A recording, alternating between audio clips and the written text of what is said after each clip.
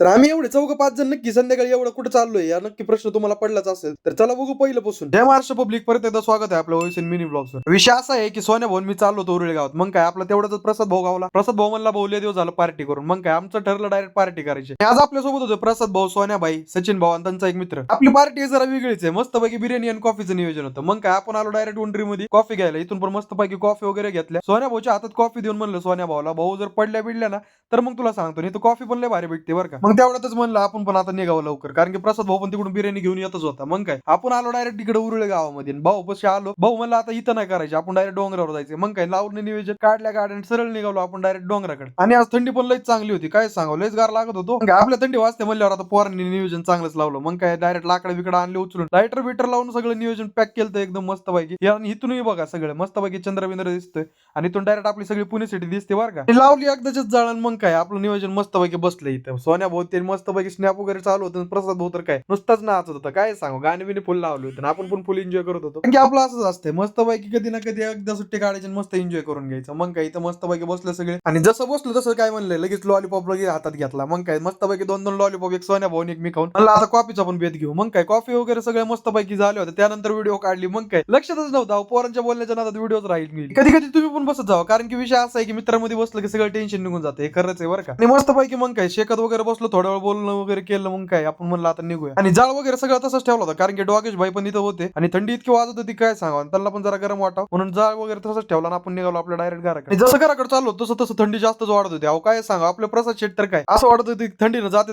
काही की वरी इतकं काकडत होती. थंडीला काकडत काकडत आपण पण पोहोचलो डायरेक्ट प्रसाद शेटच्या घराकडे. प्रसाद शेटला पण बाय करून म्हणलं आता आपण पण निघू. मग काय त्यावेळी तिथून थोडं पुढे गेलो, लगेच सोन्या भाऊला पण सोडून आपण निघलो आपल्या डायरेक्ट घराकडे. तर हा मिनी ब्लॉग कसा वाटला नक्की कमेंट करून सांगा. सबस्क्राईब करा जर व्हिडिओ आवडला असेल तर. भेटू पुढच्या मिनी ब्लॉग मध्ये. तोपर्यंत साठी जय महाराष्ट्र.